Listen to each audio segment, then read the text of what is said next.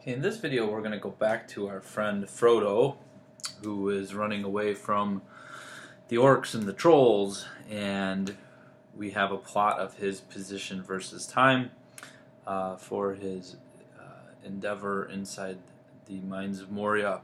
And we want to use the graph to figure out his position, change in position, the distance he traveled, and time intervals in which it takes place, so we can find the average velocity and average speed for certain intervals. So we're using the graph now to solve for these common variables.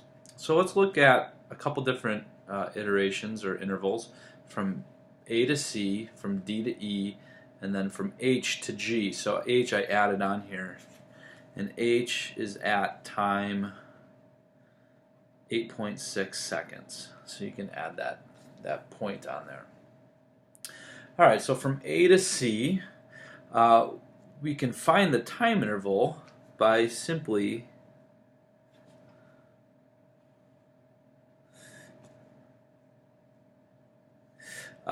starting at A and going to C along the time axis, and you'll see that 6 seconds elapses. Or final time is 6, initial time is 0, so the total time is 6 seconds. Now from A to C, we start at position 0, end at position -5. So my delta x, right over here, is -5 meters. X final is -5, x initial is 0. So delta x is -5. The distance I traveled, remember, distance does not consider direction, so I went 5 meters, or Frodo went. I'm putting myself in his shoes, which I shouldn't do. I am not worthy. So distance is 5, where the change of position is -5. Now, average velocity, change of position over change of time, -5 over 6, which is a -0.83 meters per second.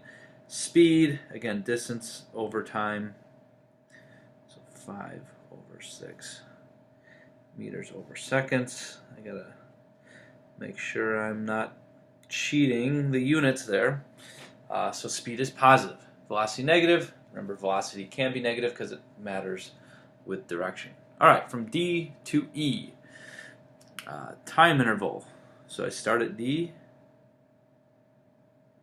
and go to E. Time, I start at 7, I end at 10.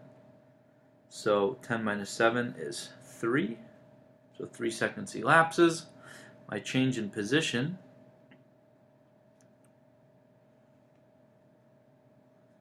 delta x, I start at -5, I end at 5. 5 minus -5 is +10. Distance is 10. In this case, delta x and d are the same. They're in the same direction, the positive direction.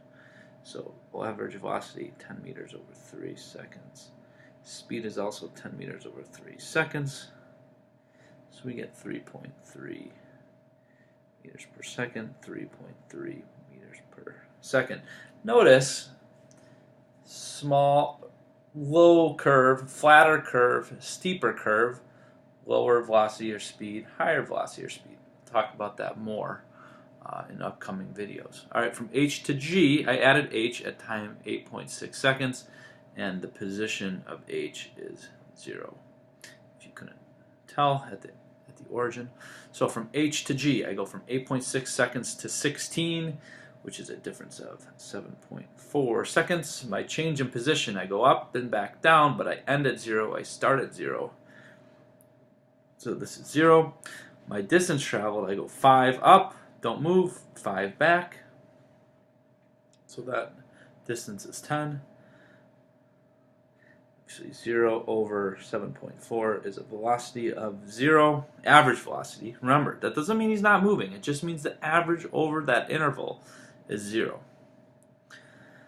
Distance 10 over 7.4 is 1.4 meters per second. So there are some, I should draw the intervals from H to G That's my t.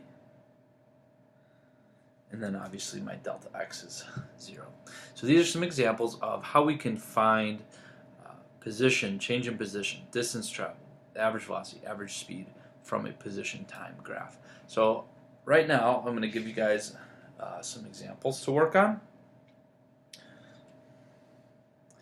So I want you guys to find the same set of information, delta d, delta x, d, v average, and s average for the intervals from b to f and from c to g.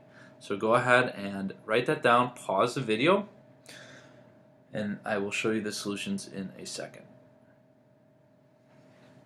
Okay, here are your solutions from B to F and from C to G. Notice how speed is typically greater than velocity average. That's because speed is always positive. There's no negatives. Whereas if an interval you go forward and backwards, they're going to work to cancel each other out. So the average is always going to be less. So your average velocity will always be less than or equal to your average speed.